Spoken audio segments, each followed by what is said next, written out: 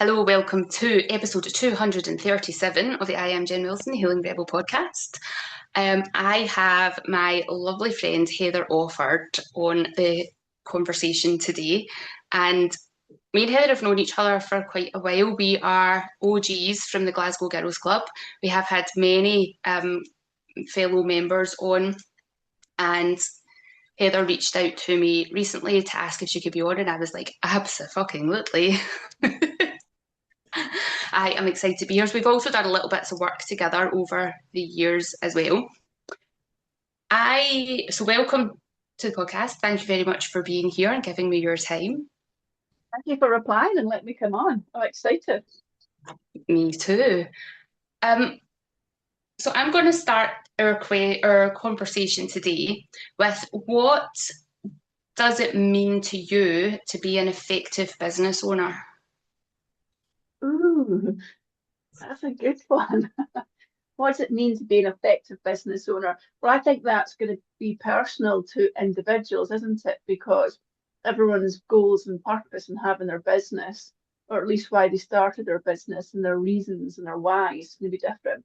So I guess for me, an effective business owner, for me, the purpose in my company is to have control and freedom over my time and what I do and who I work with.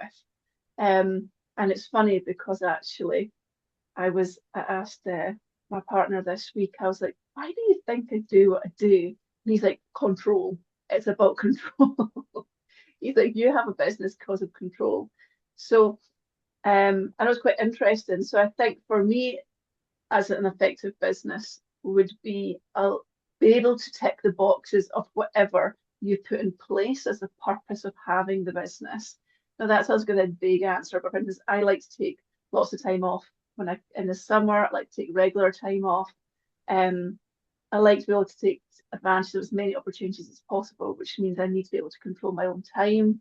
But also, there's times where I love to push the business. So yeah, I think you have an effective business is one that is meeting the goals and the criteria you set out for having a business in the first place. So yeah, that may be a bit vague, but that's going to be different to everyone, isn't it? I think it is, but also what you just said there really resonates with me because for me, it's about control and freedom as well. Like, I don't like somebody telling me what time I have to be somewhere, when I have to be there, what I have to wear, how I have to speak, how I have to act, what I have to be responsible for. And for me, because you obviously know my medical story over the last few years, a big part of that is, for me, is being able to say I need time off to look after myself, and then I want to work on these days within this time frame. So yeah, for me, and I think probably a lot of business owners will have that control and freedom, but what that looks like to them will be slightly different because some Oh, people absolutely. control freaks and just want to control every aspect of every single thing, and what freedom means to people is completely different. So some people want all the money so that they can buy all the things, and other people want enough money to have the time. And I think those values change throughout your age as well, like what's important to you when, like if you've got kids versus if you don't have kids, what age are, whether you're going through menopause or you're living your best life in your 20s, like everything is going to be relative to where you are at your stage of life. Oh, 100%. And I think back actually when I started the company, I was working in hospitality and that was it was just the hours. Like I couldn't do the hours. And you know as well, like I ended up in hospital with pneumonia, really ill, and had to kind of do a bit reflection on, my where my loyalty slides. And I for me when I started the company, it was solely about surely I can make the same amount of money because it's hospitality. It wasn't brilliant, and I've just been able to manage my time better. And that was it. That's all. That was the only purpose that I had at that point. And that was what maybe about 7 years ago freedom looked like to me. Whereas now it has changed and it's adapted. So my daughter is now a teenager and pretty much does her own thing. So, that freedom to do school runs and stuff is no longer really an issue. But I now have more time back. So there's a whole different type of freedom now. Like I bought tickets to a gig on a midweek like today for next week because I could, because there is that level of, making enough money to give you the money to do all the stuff you want to do. But equally, I, turned down massive paying jobs because I didn't want to be traveling. I didn't want to be away from home too much. So it's kind of, it changes as it goes, doesn't it? For me, it is all about being able to do what I want to do. And I suppose it's been a bit selfish, isn't it? When you finally get your time back, you're like, I don't want to give this away again. And what do I need to make this? How can I make the most of this time? And if that's just sitting reading a book, then I'm delighted with that. If it's going to a gig, if it's going on a holiday, different things will work for different people. But yeah, see that time and freedom, it is the big driving factor. And this comes back to the control as well, isn't it? Like I can't have that if somebody's telling me what I can and can't do. No, it's not going to work. Exactly, exactly. And that's something that, like when you said there about being selfish, something that I know you're just finishing up writing your book just now. When I wrote my book, I had a chapter on about being selfish, and it's not that egotistical mine, mine, mine. It's about how do you look after yourself because you can't give from an empty cup. No, absolutely not. And I think it's okay to be selfish. Like you say, it's not in a bad way. It's about looking after yourself and your own well-being and making sure that you don't make yourself ill. Or it's quite funny. I was talking about burnout recently. I'd written a book in my chapter in my book about it, and then I heard something on I think it's a Stephen Bartlett podcast, and it made me laugh. But I can't remember who the lady was that was talking, but she was saying, "Oh, she hates the term burnout because we're not a candle. We don't burn out." And I'm like, well, that's just a really stupid thing to say. Like you're trying to compare it to something that's not the same thing. And yeah, I think, we have to look after ourselves. We've got to be selfish, whether you think burnout is a thing or not. The reality is we can work too much and we can make ourselves ill, and we have to be a bit selfish with our diary management to make sure that us and the things that we care about definitely have space in there. Yeah, I saw that clip. I think that clip kind of went viral, and I just kind of rolled my eyes at it because from memory, she's quite young, Mhm. maybe in her mid to late 20s. At that age, I could have kept going. I did keep going, keep going, keep going, keep going. And I would have told you that burnout wasn't a thing and that wouldn't happen to me. And it's easy to say that until it happens to you. And then you're like, why can I not get back? Like, I've had it a night, one night's sleep. Why can I not get out of my bed? Like, what? And I thought that's Yeah, just naivety. it is. Do you know what? It's just like, okay, you can sit and say that on a podcast, but at the same time, I can tell you right now, when I was in line in hospital 3 days before Christmas, having not done the Christmas shopping with our 4-year-old at home, that burnout is a thing. Call it what you like. And she's like, yeah, you must be great. That feeling is actually what's it said? That feeling's when you're becoming successful. I'm like, I don't feel successful lying in a hospital bed, a hospital bed. I don't feel very successful right now as I'm quitting my job. So yeah, I didn't listen to the full podcast. It was just literally that clip, and I'm like, oh no, that's not going to work. I'm not going to read Yeah, it. I didn't. I thought I can't watch that episode because I'm going to strongly disagree with this lady. And I don't want to be in that energy because that energy uses up valuable energy that you can put somewhere else. Exactly, 100%. You got to protect your own energy. But then it's also quite valuable information because I know something that you, when you work with people, you want to understand who they are, what gets them ticking, what their motivations and stuff are, and that's really important to you, and it's important for you for that person to understand themselves. So if you are in your 20s, you can hustle a lot harder and a lot more because your responsibilities are different, your nervous system operates in a completely different way than if you are in those 30s, 40s. How do you help people understand who they are? Okay, so I think you are right, and actually, most people I work with tend to be females who are 35 plus, and maybe that's a telling sign. I think that's what kind of makes the growth roadmap that I do stand out slightly differently, is that we don't start with the business. We always start with the person. I think most people think that business growth starts with a strategy, don't they? It's like we've all done it. We'll advertise, we'll spread the word, and off we go. And we believe that our core skill, that thing that we're doing to start our company, is going to be enough. That core offering is enough to up on a company. Um, and that's it's what we all do, but it's not enough. But it really should start with self-awareness. And psychology research does show that if you have an understanding of your strengths, weaknesses, any of your triggers, then those people are far more likely to achieve long-term goals. And I think it's probably down to the fact that we're not reacting then. We are strategically planning, knowing how we're going to react to things and how we can perform best. So when I'm with somebody, and it's normally I'll work with them for a full half day is just talking. All we do is sit and talk, and we go off on so many tangents. But we look at, what are they liking about their company and what are they disliking about it, first of all, because that simple question can really break down how somebody's feeling. And what they like and dislike will help you work out probably their strengths and weaknesses as well. So look at that, and then what motivates them. And motivation, see, somebody says to you, I am motivated to have more holidays off with my kids. Well, that's just nonsense, right? Because that same kid you've probably been shouting at for 10 minutes in the morning to get their shoes on to get them out the door, that's not going to motivate you to sit down at your desk, is it? For the rest of the day.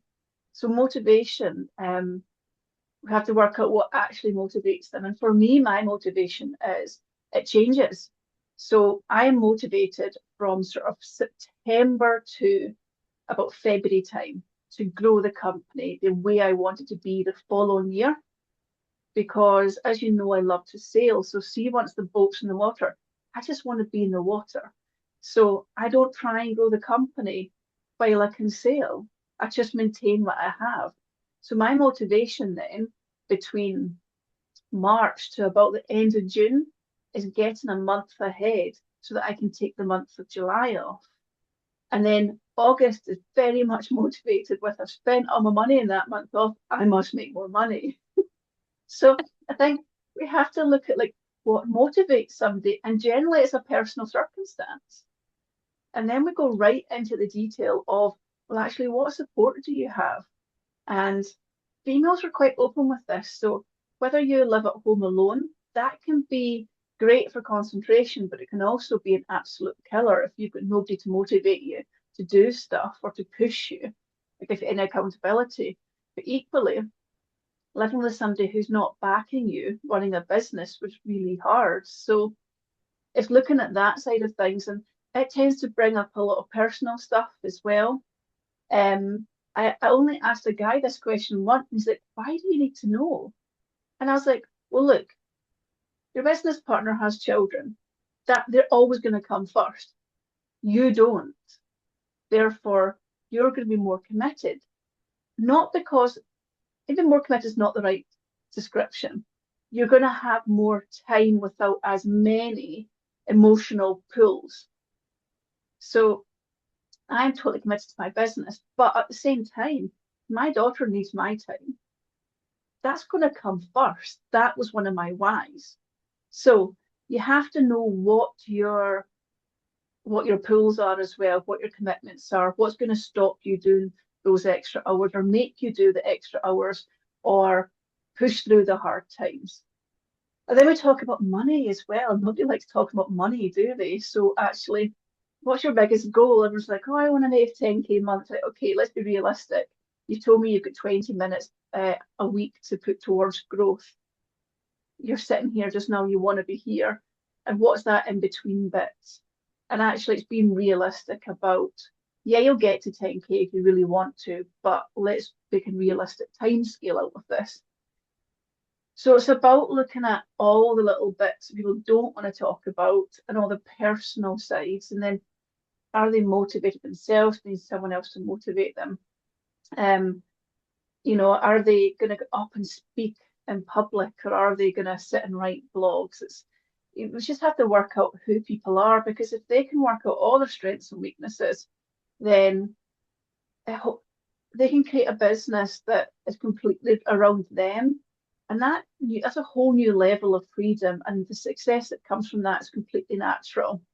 And obviously you need to put the work in, but there is that old saying that, like, if you work in a job you love, it isn't work. No, it's not strictly true. You have to do the work, but there's a level of truth in it. That you you have to look at you as a person. If you build a company that's completely um not what you wanted or aligned with you, it's not going to work long term. I mean, you and I have really strict rules about what we do and don't do in work, when we're going to work, when we're not going to work, when we're willing to do extra, when we're not willing to do extra. And we know the pros and cons from that. So, that, like, either it's your own well-being, your own health, or your company will benefit or not benefit from the things you put in place. But long term, the benefits are always going to be better if it's based around you and what you want and who you are. Yeah, there was a couple of things that I thought of there. So one of them was do what you love and you'll never work another day in your life. And that can be very true, but it can also be very dangerous because you're loving what you do. So therefore it doesn't feel like work, but it's a different energy than sitting, chilling out or relaxing to be able to recharge your batteries. And I know I've done posts about this, and our mutual friend Kat Patterson has spoken a lot about this as well in her posts about this mindset of how you cut really close to the edge of that burnout if you just, because you love what you do, you love what you do, you love what you do all the time, and you have to have more things outside. Like I could sit all day trying to learn more about the body and how it works and fill myself with information, but if I don't do anything with that information, I'm never really truly learning it. So and through working with Kat, and even things that I've learned from you, it's go and learn a wee bit and then put it into practice until I decide whether or not I really want this information to be part of my package, and then go and learn another wee bit, and then keep doing the same thing.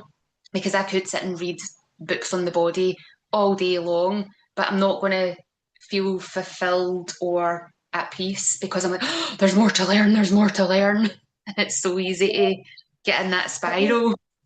There's that shiny. You see new books, you see the new courses, you see the new workshops, or everyone's talking about. It's that FOMO as well. Everyone's talking about something, and you're like, oh, I need to go and learn that too. Whereas, and I was the worst. Like I had a folder of things that I'd bought or I wanted to learn, and I put it into a folder. I'll get to you, and it all expired by the time I get there. So I've been really good this year. I've bought nothing unless I have diarised the time to actually do it, and there's a purpose in it, because you can have all the knowledge in the world, but sometimes all that's going to do is build up your anxiety of all the stuff that you could be doing that you're not doing. And if you have too many things and they go all at once, then probably you're not going to be doing any of them all that well. So yeah, it is. Do you know what? There's nothing stopping you going and learning something that is of interest to you if you are able to put that in a wee box and saying, I'm learning that because I'm curious, but not because I plan to do anything with it. That's really hard to do. It's really difficult to do. But, for instance, I am learning about ADHD just now. I have a lot of clients with ADHD, and I just want to know how it works and have a bit more knowledge on it and how the neuro side of it all works, because it might help me be better at my job. By no means am I expecting to start doing courses or particular workshops around ADHD. That is not my expertise. But I'm happy to spend some time learning to make me better at something I'm already offering. So yeah, but it is that balance, isn't it? You can love something, but you need to have loves outside your work too that make you excited to walk away from work. I actually found, Jen, so at the start of this year, I'm like, I don't have many hobbies. I actually don't have many hobbies other than, like, said, sailing. It's like, what do I actually do?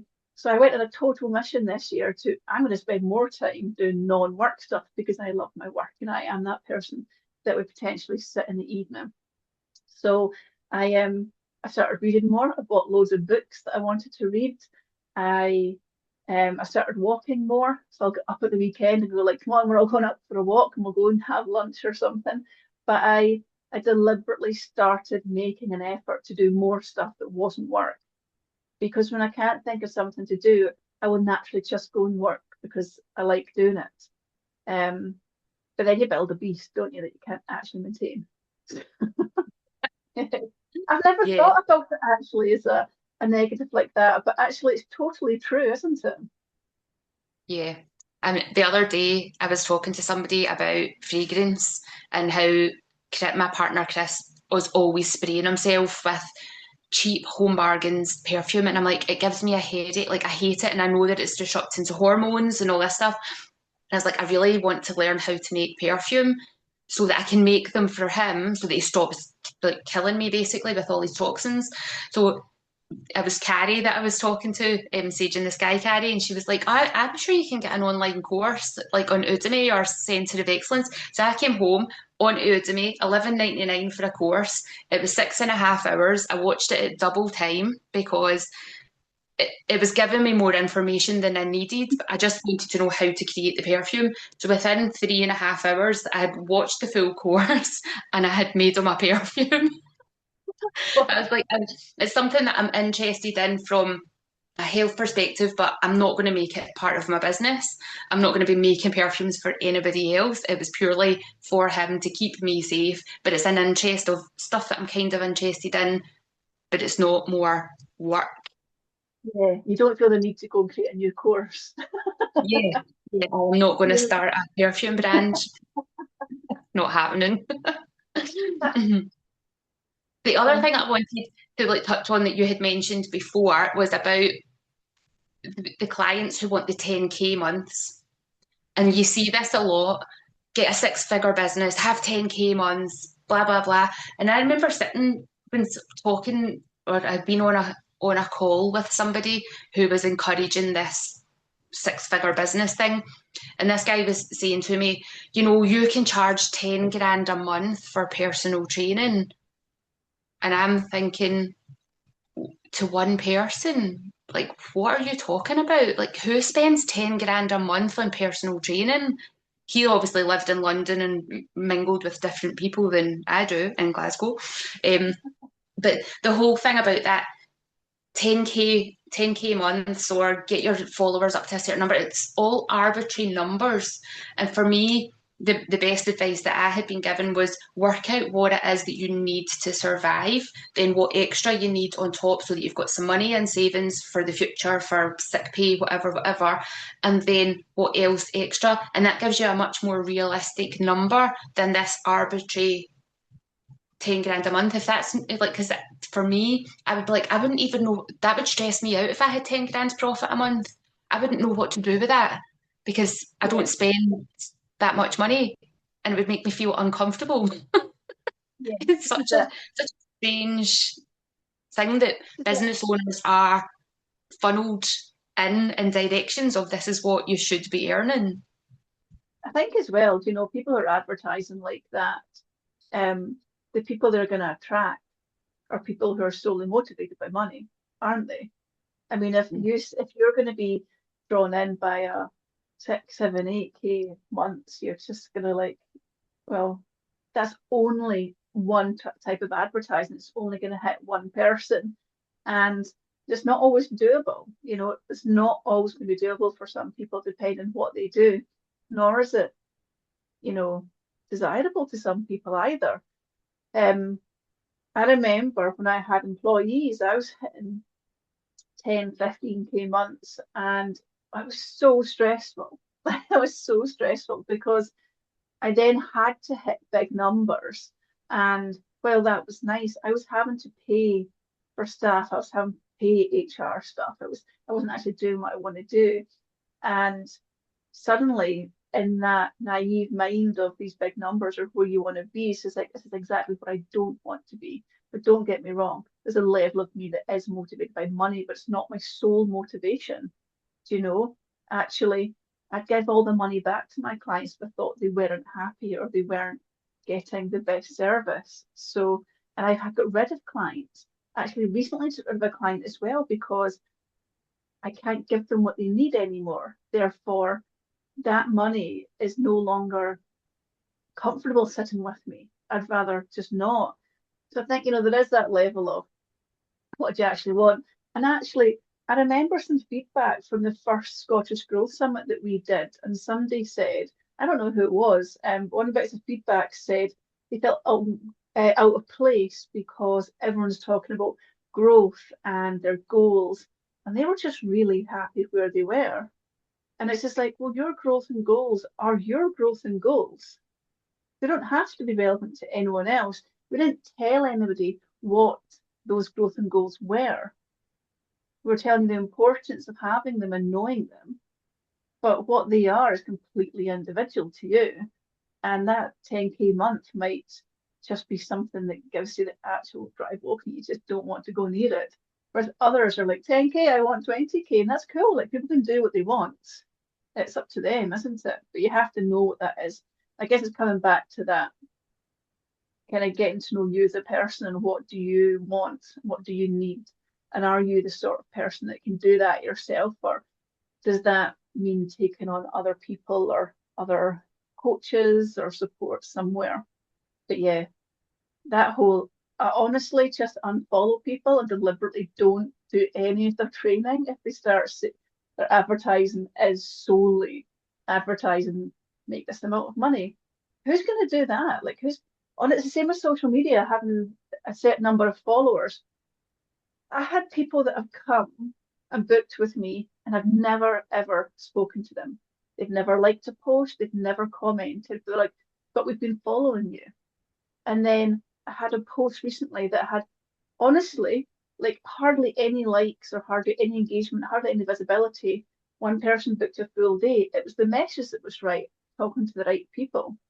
And that's really got on my nerves at the start of this year actually. And so I went to all my clients like, what do you actually want to be reporting on? Because I can give you the generic social media report, but what actually is important to you? What are you wanting out of this so that we can report properly on what matters to you?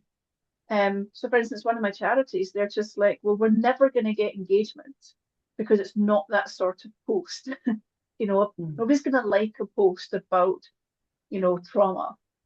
But actually, if they can get the right people looking at it, that's what matters. It means that people know they're there. So yeah, numbers are just that. They're just numbers unless they actually mean something to you.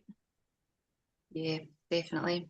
And I think it's interesting you say that you had that feedback from the first Scottish Growth Summit. I know when I was at the second one and I was sitting and they were talking about having these huge dreams and whatever your dreams are, dream bigger. And I was like, I don't think I'm in the right room because I don't know what that means because I'm really content. Like where I am right now in my business is when I very first started and I did the what's your dream day, what's your dream week.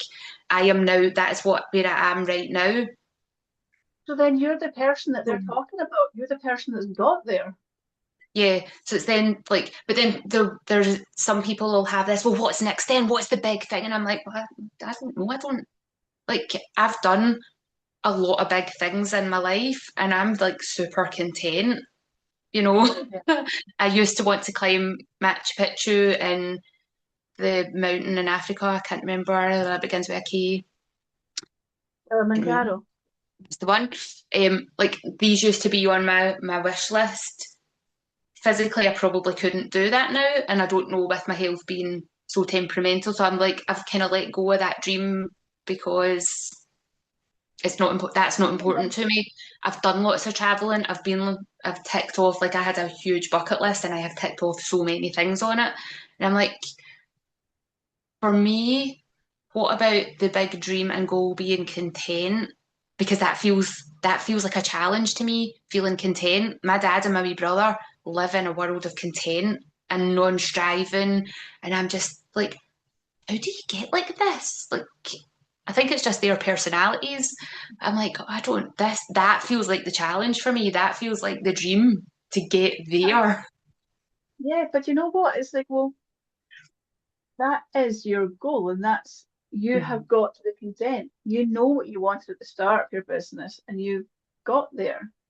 You know, the big goals, the big dreams, they don't need to be anything to do with business. They don't have to be that. And you said you're really happy, you're content. That's brilliant. But you want to be even more chilled like your dad and your brother. So maybe that's your next goal. Do you know?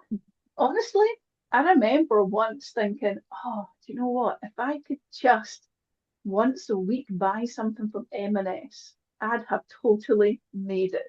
Instead of going to Aldi Lidl, if I could just go to M&S now and again, that would be amazing. And I mean, I don't go to babies too far to try, but there's little things that matter. And it doesn't have to be a big thing. It doesn't have to be a big thing. When I work with people, there's no right or wrong answer. Your answer is your answer. That's your truth. That's what matters to you. Your story and your lived experience is yours. You cannot argue with that. You just need to be honest with yourself. And I think sometimes it's interesting, you're like you weren't in the right room, but actually I know the people in the room that were there. And you were absolutely in the right room, but it is that societal expectation that we have and those unconscious biases that are in our own heads that you were absolutely not in the right room. I know the people that were in that room. You have been going in business longer, more successful. You have managed to tick the boxes of what you wanted. That is success. But in our heads, we have these unconscious biases of, well, actually, if everyone else is saying their goals should be higher, mine should be higher, or if I don't have this, this, and that, then mine should be, what am I doing wrong? And it's just not right. Like in our heads somewhere, we've learned that along the way that we should be ticking the boxes that everyone else around us thinks. And I love having the chat about those unconscious biases because um, I became really obsessed with it when I was doing a LinkedIn training, actually, just really random. But I was trying to explain to somebody why they have to put a nice banner and picture on their LinkedIn. And they're like, what does it matter? And I'm like, well, because we do actually judge books by its cover. So I did this thing where I had like 4 tabs open and I put in John Smith. And I found 4 different John Smiths on LinkedIn. And the first one had no picture, like no profile picture, no banner, nothing. The second one had a really dodgy looking picture in the profile. The third one had an okay picture and okay banner, and the third one was like quite clearly somebody had a professional picture and a really branded up banner. And I went through them and I'm like, would you connect? Would you connect with this person here that you can't see them? They're totally faceless. They're like, absolutely not. They're really dodgy. And then the next one, they're like, that picture's a bit dodgy. And some people said yes, some people said no. The third one's everyone's just like, yeah, they look okay. They've got a picture. They've made an effort. And the third one, no brainer. Like they're really professional. Now, it might just be the person and the one with no picture has no idea how to work it and needs a bit of support on that. But we have absolutely made a split second decision based on what we have learned and what's in our head. And I think, when people talk about unconscious biases that they have, you think about like diversity or when you're hiring, and that's kind of what first comes into your head. But there's all those day-to-day parts that we just don't even notice. And in business, it's like, how do we price ourselves? How do we price our services and who we think's our client, based on what we're offering? How confident are we in new situations? And also even just like what opportunities that we believe that we deserve. And there was a study, what was the stat? It was something like 95% of our thinking comes from that conscious, like kind of unconscious awareness. That's mental. 95% of our initial thoughts and decisions are just made without any rationalization, just what's in our head. I think that's just mad. Um, so yeah, I think we have to be aware of what we're saying, what we're doing, what we're thinking, and what we're feeling, because that way you felt like, oh, I don't have that big goal. Well, fine. Like, who cares? Like, something in your head made you think this matters, but actually, why? You're aware of it. Like, you're now taking the time to be aware of it, so you can now act on it. Most people just, I mean, I see when I read that stat, and it was one that it was Harvard or something, 95% of the decisions we make, we just make without thinking. That's wild. It's wild. Yeah, I had Lisa Hopper on the podcast and Lauren Stewart at separate times, and both of them talked about Byron Katie's um, stuff, the works, and it's the four questions. And anytime you have a belief or a thought about something, it's running them through the four questions. Like, is this really true? Like, what makes me believe it's true? How do I know it's true? I can't remember what the four of them are, but it's just this taking a moment to take stock, to find those unconscious biases. Like, why do you believe what it is that you believe? Yeah. And are you okay with that? Or can it be challenged to be tweaked and changed? Yeah, I do. I think it's just that awareness, isn't it? And you need to, if you can start being really aware of when you do something and why you do it and question it, it might be totally fine, or it might go actually, you know. And I think so for me personally, I notice it a lot with people and how I act around different types of people. And it's not the diversity part, it comes down to I suppose we all have those self-awareness or self-conscious parts of us, don't we? So when I'm speaking to certain people, I can I can talk forever, but like when I'm talking to some people, I'm just like, I don't know what to say to you. I have nothing to say. I can't get any words out. And it's like, well, why is that? Because we're all people at the end of the day, but why is that? Um, and it's quite interesting because when I was probably in my 20s, maybe even early 30s, I generally thought like people like lawyers, doctors, solicitors, people that study for years and years and years, and they're deemed to be more intelligent than the rest of us. I'm sure a lot of them are, but well, actually, they were on a pedestal above us. And that's just the way I thought. And it was probably my upbringing as well, but that's what I thought. And actually, this is no slant on any of them, right? I have a client I've worked with for about 5 years now, and they're all surgeons and doctors. And they are the loveliest people. They're so nice. They're very intelligent and really great at what they do. But they have their weaknesses as well. And actually, I was doing a talk at one of their conferences this year, and their level of imposter syndrome that they have, I was so shocked by it. And um, it was also nice to know, it's nice to know as well that actually they they have the same issues and the same worries and the same fears that we do. And it made me really question, why was I so scared or felt like I'd made it when I got this client? And you start questioning, well, where did that come from? And then I look at the relationships I have with different people, and who am I most self-conscious being around, who I'm comfortable being around, who I go to Witherspoons with in my jeans and t-shirt, and who do I need to like get dressed up for and go to pick somewhere nice to eat. And actually you start going, well, why do I treat these people differently? Is it because of the way they are, or is it because of the way I'm thinking about them? And I'm totally fascinated with it now, and I don't know all the science around it, but I question everything. I think now, I don't know if that's healthy or not. But when I find myself getting that ick or that uncomfortable feeling, I do totally question myself on it. I don't always have the answers, but I love to analyze myself or ask other people. And I'll ask other people really awkward questions. Yeah, I've definitely had slash have that like for me, it feels like an inferiority complex with the medical community or lawyers or accountants until you've got to know a few of them, and then you're like you're just a normal person. And I was talking at the British Society of Lifestyle Medicine conference this year, and we were speaking about our lived experience living with chronic illness and how we've used lifestyle medicine.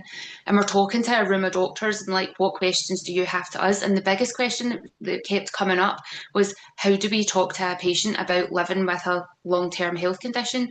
They have no idea how, they know how to clinically give them the diagnosis and this is what it is, but they don't know how to speak to them on a personal, person to person level, because they have, a lot of them, because of the way you get into medical school, you have to be really good at remembering facts and figures and being able to do exams, which doesn't mean that you're a person. Yeah, You can be a very black and white thinker, and that's not all of them. I know some amazing doctors who had to work really hard to be able to get in because they are more sensitive souls and more people.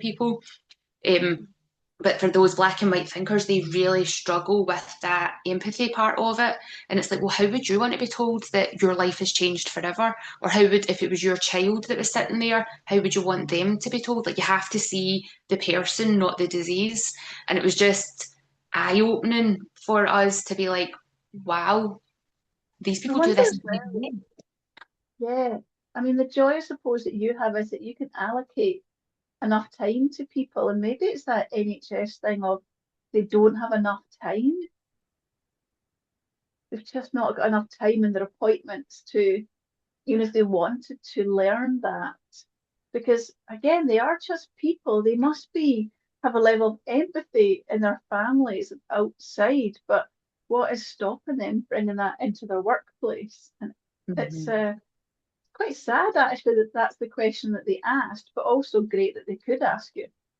Yeah, yeah, and I think also, I mean, there is the time element. They're allocated 7 minutes or 10 minutes, depending on the type of appointment. But there's also, I think, for them, a unconscious protection level, because if you're dealing with patient after patient delivering bad news to most of them, you have to be able to protect your own emotional well-being with that. And because they've been reduced down to 7 minute appointments, it means that they're seeing 100 people in a day instead of 10 or 15 people. So that's a lot more emotional turmoil to go through. So a protective layer would be shut this down, deliver the information, get them out the door to Yeah, protect that themselves, which is a system problem, not a people problem, because the yeah. system is not looking after the people who are there to deliver the service. Yeah, most people I've met who are in the medical field as well, like the clinical medical field, is they've gone into it the way teachers do or the way you do, and that you have this, this want to help people. There is that people side of it, and yeah, to have that kind of bashed out of you. But you see it in business as well, don't you, Jen? Like when I sit with people, I ask them all about themselves for ages. But actually, when I get on the phone to the bank or whatever else, they're just like, here's are the questions we have to ask. Your personal opinion of this is irrelevant. We just need to answer the questions. And you see it over and over again, all these forms and things that we need to do and procedures we have to um, entertain that actually, when you're doing it, this is not going to work. This is not going to, I'm just doing this because it's the procedure rather than anything else. Mm-hmm. Yeah. So thinking of that, that can then kind of lead into mistakes happening in business. Oh, I love a mistake. you know, um, mistakes happened. I was facilitating. I wasn't on this live, but I was doing the back of house bit. On a live recently with one of my clients, and I'm not sure if it was one of their clients or just somebody they knew, but they were asked if you could give somebody a piece of advice that was in business or going into business, what would it be?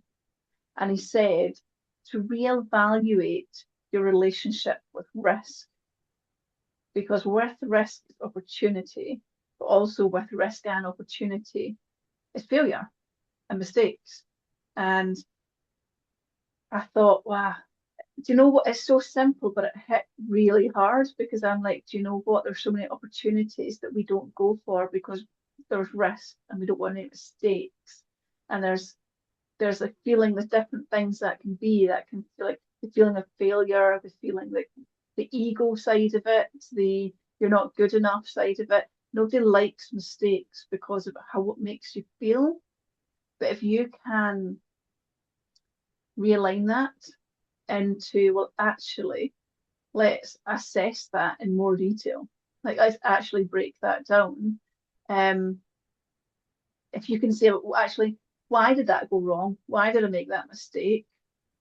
Is that something I can fix? Is that something I need in my life or business, or is that something I can get rid of? Um, how can I adjust things to so that doesn't happen again?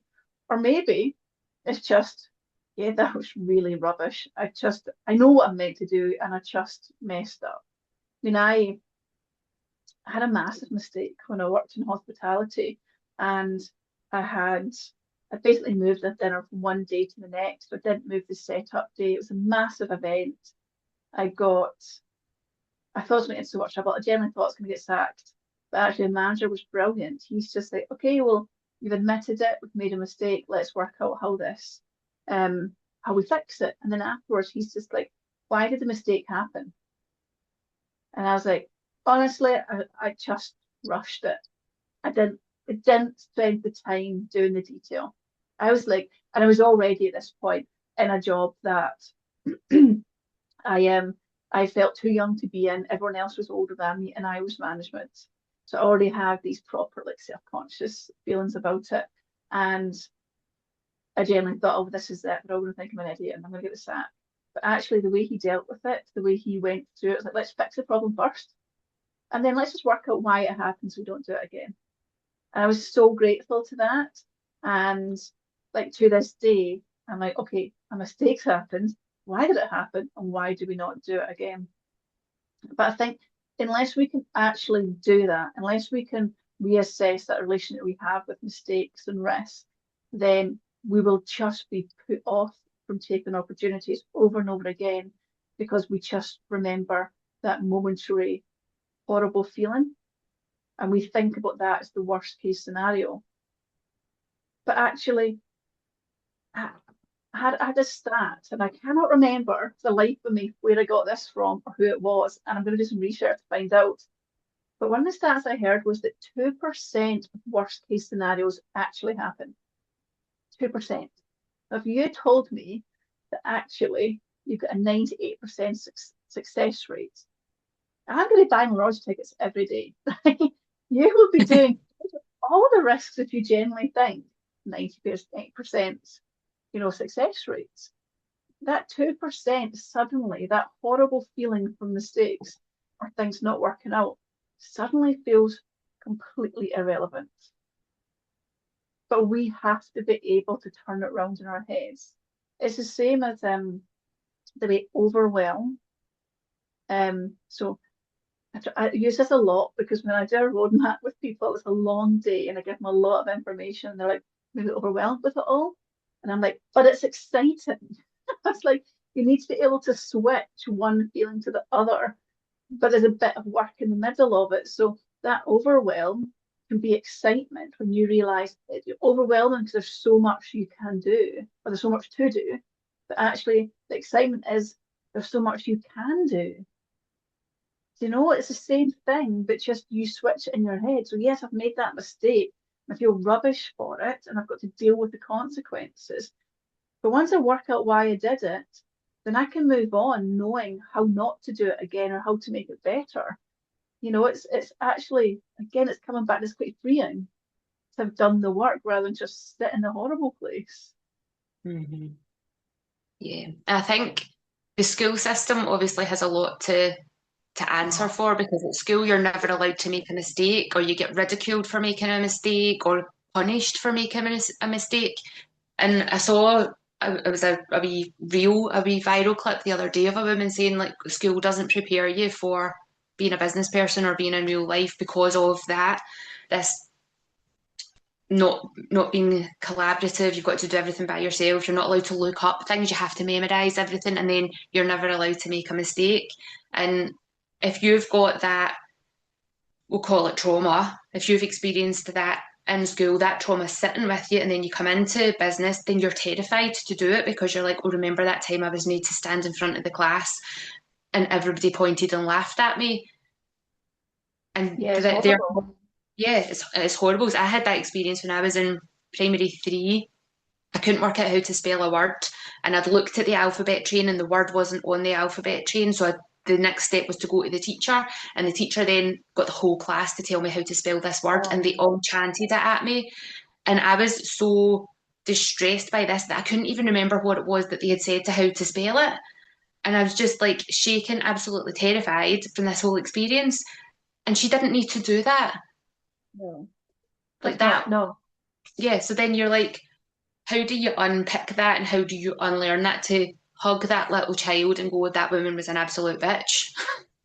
Yeah, this is it. I actually, this is a whole other podcast. The my thoughts on the yeah, the education system, because I understand you have a teacher, potentially 30 kids in front of you, and oh, something to do with like I don't know what it's called. So obviously now we've got a lot more diagnosis with different um sort of neurodiversity, whether it be ADHD or autism, dyslexia and everything. So when the current paper, whatever it is for schools, as to how you deliver, apparently there's been a 75% increase of diagnosis since that paper's like has been written and it's not been updated. So I can understand that it must be so difficult for teachers now. Like I can't think of a worse job, honestly, than having to try and teach so many children with so many individual needs. And that's not fair either on the teacher or the kids. But at what point are they going to change the system in general to be real life? Do you know, it's everyone has to do the same thing. Actually, it's not the real world. We all do things differently. It's exactly what we talked about today, right? We all do things individually that's based on us. Because that's what works, that's where people thrive. I actually saw this thing on the internet, and I don't know how much it's true because it's AI, but it was basically a class of children who they were primary school and they spent like 6 months only learning from AI. So all their classes were them at a computer. Now they got breaks, they still had the social interaction side of things, but actually all their classes were taught to them by AI that tailored to them and how they work. So some of them are sitting in couches, some are on beanbags, some are standing. Some were obviously learning from videos and everything, but that was able to tailor the training to them. And the time it took them to learn reduced dramatically, and their results went up through the roof. And they had so much more time. So it only worked in the mornings, but in the afternoons they just played or did PE or interactive stuff with other kids. And it was a win-win. Now, I'm not saying sitting at a computer with an AI is the way forward for education, but it just proves that if you can actually tailor education to an individual, the way we tailor our businesses to us, it's going to be a success. It's going to be so much more successful. But yeah, I'm not going to get into the education system because that'll just annoy me. Yeah, I did some work with a neurodivergent charity and I was at one of the trainings and they were talking about like 67% of the population is neurodivergent because there's a lot of different diagnoses under that umbrella because you've got Tourette's and epilepsy, dyslexia, dyscalculia, Yeah, autism, ADHD, ADD, all these different ones. And it's like, well, if 67% of the population is neurodivergent, that means that neurotypical is not actually typical. Neurodivergent is what's typical, and neurotypical doesn't exist because that means everybody is neurodivergent because nobody's brain works the same and all our learning skills. I mean, that experience that I had in primary school taught me as a teacher to never ridicule somebody for not being able to do something or not understand it, and to be able to go, right, tell me what's going on for you so that we can so that we can tweak this? How do we make this? And I would never point somebody out or make or laugh at them for not being able to do something. It's like, well, let's change it. Let's do it a different way. Yeah, but Jen, now look at what you do. Like, I know I was looking through your website and I was trying to find a date you were free so I can come and book in. I'm looking through your website and I'm like, I'm not going to read that because I know I can go to Jen and she'll ask me questions and know what to do because you'll listen to me and you'll just know what to do. So I'm like, this is brilliant. I don't have to read the website. I can just book some time and hand it over to you. So it's almost like you've taken that horrible situation and totally flipped it round and built a career out of it. I mean, I should probably put that on my website. You do not have to read this if you don't want to. Just book in and we'll have a chat. I'm like, tick. I've got a lot of different services and it can probably feel overwhelming if you don't know what it is you're looking for. So I do have it. If you've no idea what you're looking for, book in for a 15-minute consultation. We'll have a chat and I'll be able to direct you because very quickly through a conversation, I'll be like, oh, you need a lymphatic drainage massage or you need movement therapy or you need sound therapy or whatever it is. And then I just tailor Yeah, it and tweak it. sometimes it's overwhelming. You particularly don't know what the treatments are. And you're just like, well, actually, I just want to feel better. I just want to relax. I want to sit in silence and feel refreshed. Or this is it. It's just like, I don't know what I need. So just here's what I want. Tell me what I need. Yeah, Yeah. it's important though. Like again, it's just sums up the whole conversation about it has to be personal. It's got to be what you need and want. And if somebody needs to be able to listen and hear that, be able to deliver it. And I think that's obviously your strength as well because you've worked in different industries throughout the business and you understand how to get businesses to grow, but you also understand the psychology part of it and how to help people. So you, Yeah, like as you've been saying, you spend that time getting to know the person so that you know how to direct them on their growth on that roadmap yeah, session so that you're not just going, oh, well, this is how you grow a business and it's a cookie cutter session for yeah, every single person because it's not going to work. Because I've done worked with many business coaches over the years, and they're like, follow my blueprint and you will get these results. And I've followed their blueprint to the letter and not got the results. And then I think there's something wrong with me rather than something wrong with their blueprint because that's worked for yeah. them. Awesome. You've made a 10-figure business, whatever you made out of it. All I've done is got more skin because I've handed over more money and then I've taken away from my own self confidence and I've taken away from my own self belief because I'm doing something that doesn't fit. Whereas you are there to help find the right fit for the individual. Yeah, and that's it. And sometimes it'll take a bit of trial and error because sometimes we don't know what's going to work for us until we try it. But if you don't ask the question, you don't listen to not just how we're feeling then, but about past experiences as well, then you can't tailor it. And it's absolutely it's mind-boggling that someone can say this worked for me, therefore it will work for you.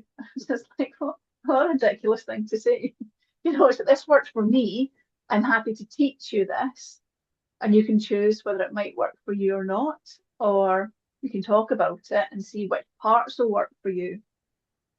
But actually, it's quite arrogant and naive to assume that when something works for one person, it should work for the other. And I love what I do. It's a danger bit, but I love what I do because every single person I work with is so different, and there've been so many different industries, and there's people that I might not come across on a day-to-day basis, or who you would, I suppose, naturally pick as your friend.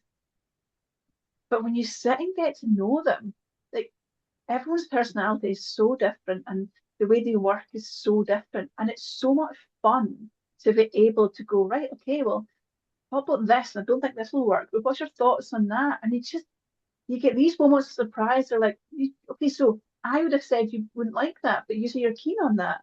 So that's, it's interesting.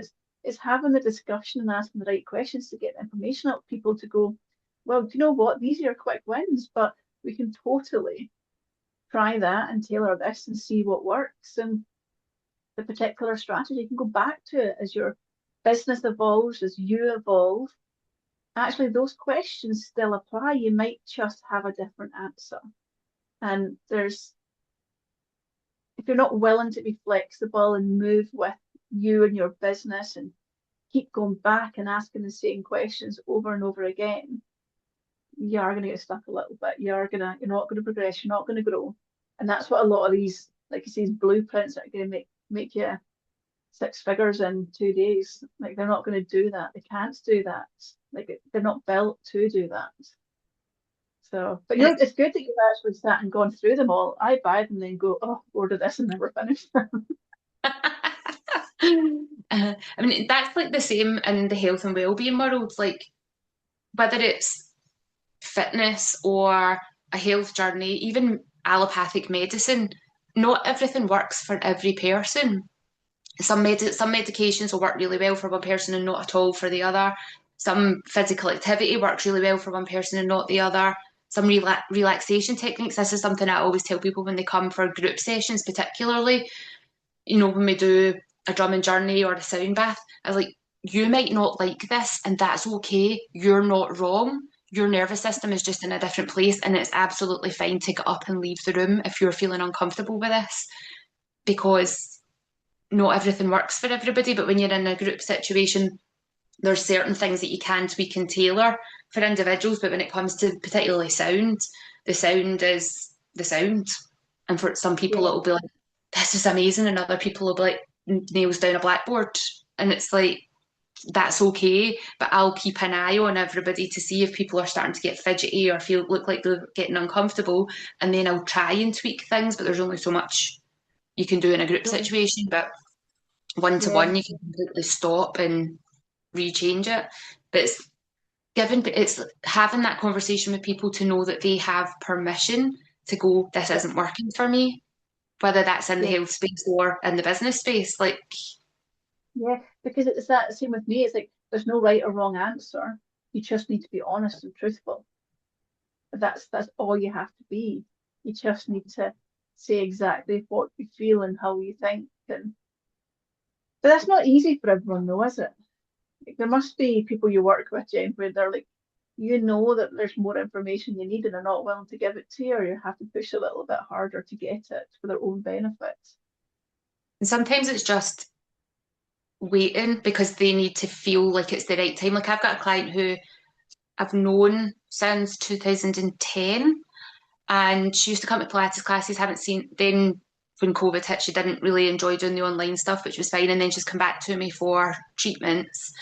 And she'd been coming to me for treatments for about 4 or 5 months. And then one day she was like, oh, so this thing happened like 3, 4 years ago. The doctor told me I had this diagnosis, and I've only just started reading up on it now. I should maybe have done something sooner. And I was like, you can say that, but also maybe you weren't ready to. Maybe you weren't ready to deal with it. Maybe that wasn't a priority for you at that time because you had been told this information right in the midst of the early days of COVID. I was like, nobody could think of anything else but what was going on at that time. So your brain then can't start dealing with another diagnosis and another complication in life. It's just like you're in survival mode until you're ready to deal with it. So then when Yeah, yeah, we had the discussion, I was then able to send her some information, stuff to look at, stuff to consider, think about. And she hasn't done anything with it yet, but it's like that planting the seeds and then waiting for the seed to germinate and then for it to grow. And that's part that's of our true. journey, like making the unconscious conscious to make it actionable, like contemplate the action to then actually taking the action. And that's a cycle Yeah, that we go through in lots and lots of different areas of life. yeah, absolutely. Do you know, just because you know there's something there, it doesn't mean you're ready to deal with it or it's not the priority. And this is where we don't know, do we? We don't know when we meet somebody. We don't know anything about them. Like we only know surface level, we only know what they tell us. And I find that when I work with people, I tend to have known them for a long time before they'll book the one-to-one because you have to build the trust because I mean they know they're going to get questioned. They know they're going to get hard questions, but they know I'm going to listen to them too because they learn to trust you.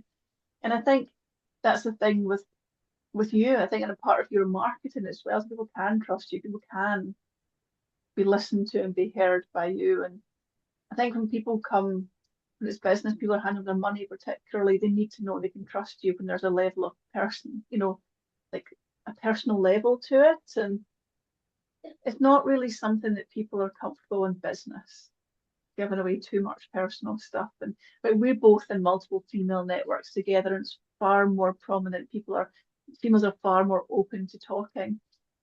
But when you take those same conversations, sometimes to males, it's different because there's still those unconscious biases. There's still they're not as open with personal details. But equally, if I put that back in myself, I'm probably not as open in different rooms as I am in some. So we're all comfortable with different people in different scenarios and different places. And again, there's no right and wrong in that. You just have to acknowledge it and then put yourself in the right place that's gonna, let you grow. And if you can't grow in that place, or you can't grow because you can't get yourself to the place you need to be, and that's a whole other thing. That's something else you need to deal with. So gone off on a tangent now, haven't we? I know, I'm just thinking about Brene Brown's Power of Vulnerability, and she talks a lot about people being in places of leadership, and being vulnerable with people helps build trust. And it's not like you see some people being vulnerable in air quotes online where they're like crying into the camera, oh my god, this is my most vulnerable thing. And it's like you're not doing it for show, you're doing it to be genuine, to have a real connection with people. And there's a lot of trust that gets built, and that when you can be vulnerable, but is being comfortable with what you're being vulnerable with particular people. Yeah, yeah. So what she's like, vulnerability is the birthplace of innovation, creativity, and change, isn't it?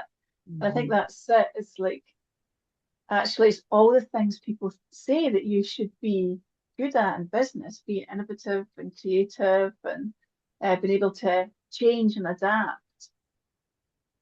But it's fascinating that she linked that to vulnerability. You need to be vulnerable in order to realize you have to do all these things.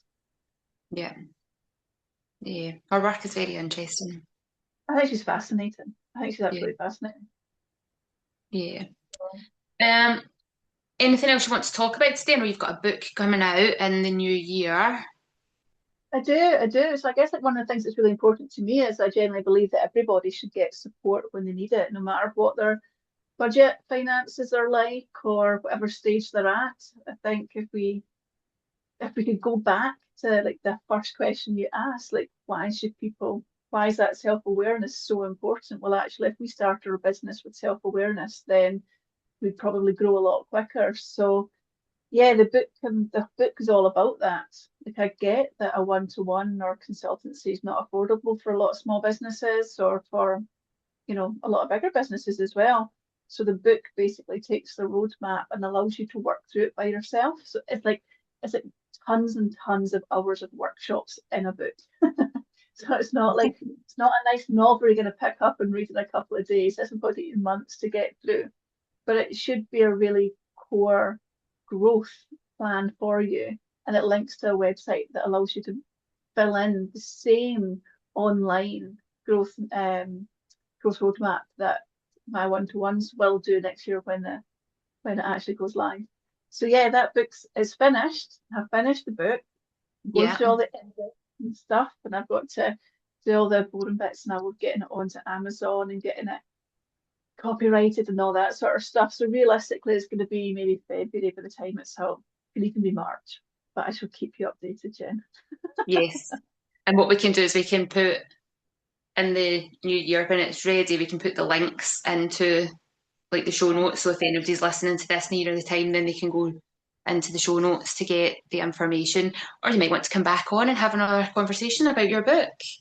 Yeah, do that. Do that. You can. I can give you a copy, Jen. You can read through it and tell me what you want to talk about. A bit of a beast. On page one. It's funny actually because the book starts with imagine you're in hospital with pneumonia, and it's just like, whoa, it's not what you're expecting from a business book. It's just giving away the start of the book. Now I'm not sure from a marketing point of view if that's good or not, but there you go as a taster. It starts in the hospital. it's something that most business owners don't think about until they're lying in the hospital bed or in the bed going, shit, I can't work.